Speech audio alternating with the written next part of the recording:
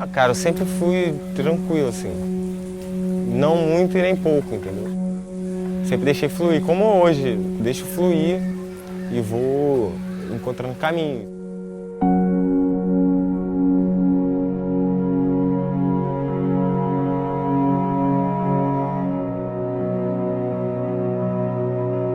Aqui a gente tem um modo de falar chamado o cria, né? É o cria da comunidade. Porque a gente vem carregando essa genética de muito tempo, né? De várias pessoas que ajudaram a montar e a transformar isso aqui numa comunidade. O meu bisavô, o Sr. Onofre, ele foi um dos construtores da comunidade do Barro Preto. E daí a gente vive aqui e mora aqui até hoje. O meu avô, ele sempre teve um carinho pela educação.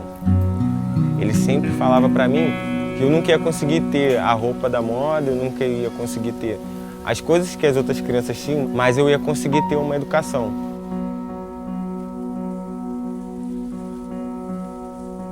E eu acho que veio do avô.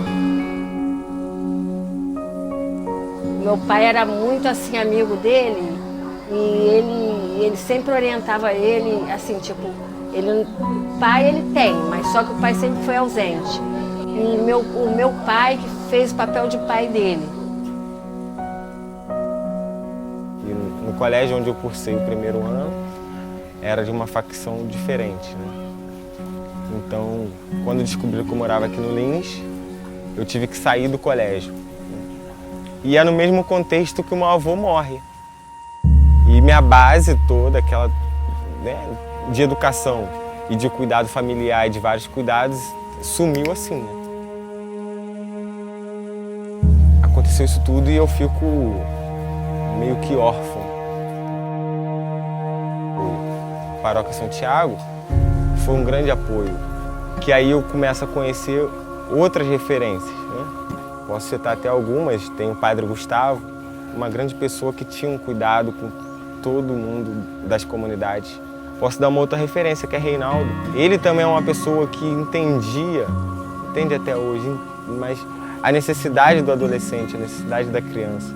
Só que nesse mesmo ano, acontece da polícia me pegar aqui, eu vindo da igreja, me pega ali na ladeira e começa a perguntar onde está a droga e me leva e fica rodando comigo no carro de polícia. Me levaram para uma rua sem saída, ligaram para outra facção perguntando se queriam me comprar por R$50, um traficante do Complexo do Lins por R$50, até o ponto que não quiseram me comprar. E eu fui liberado. Esse foi um marco. Aí o meu mundo desaba. A polícia, quando entrava na favela, a gente corria.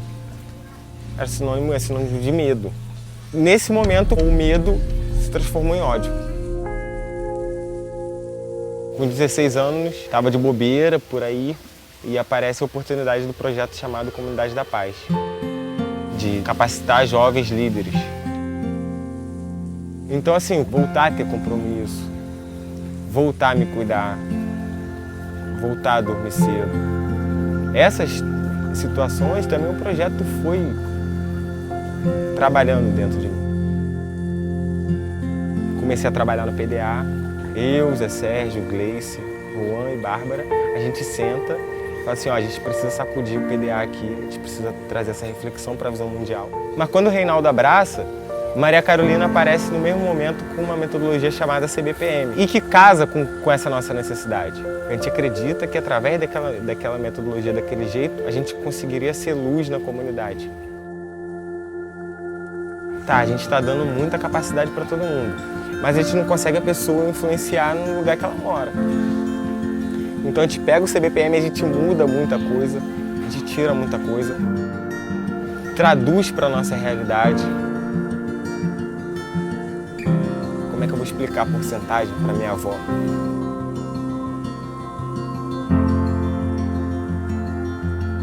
Eu, na época com 18 anos, 19, eu conseguiria participar das questões comunitárias.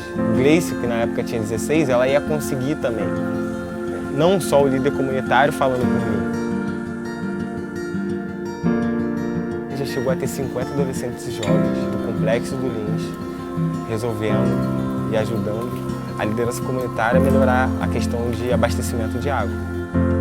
Em 1 ano e meio, quase 60 mil pessoas tinham água em casa. Então, a metodologia funcionava. A gente percebeu que funcionava. A partir daí que a gente se reúne com outros grupos e cria essa metodologia chamada MJ-Pop. A Visão Mundial criou uma metodologia tão perfeita, tão especial, ela consegue aglutinar todo mundo. Quem tem muito conhecimento, quem tem pouco, e esse conhecimento ele se transforma e ajuda a construir esse reino feito com o protagonismo juvenil. Esse é o meu sonho, que isso atinja mais jovens, que a gente consiga não só fazer aqui com os 20 do Lins, mas que a gente consiga fazer com muito mais. A gente consiga colocar o jovem para pensar a sua comunidade, o jovem para pensar o seu vizinho, o jovem para pensar o seu coleguinha na escola. Mas com essa característica, jovem, nunca perder a característica jovem.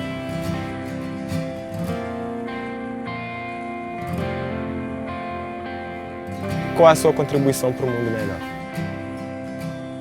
O que você pode fazer para melhorar a sua comunidade, seu bairro, sua família, mas também o mundo?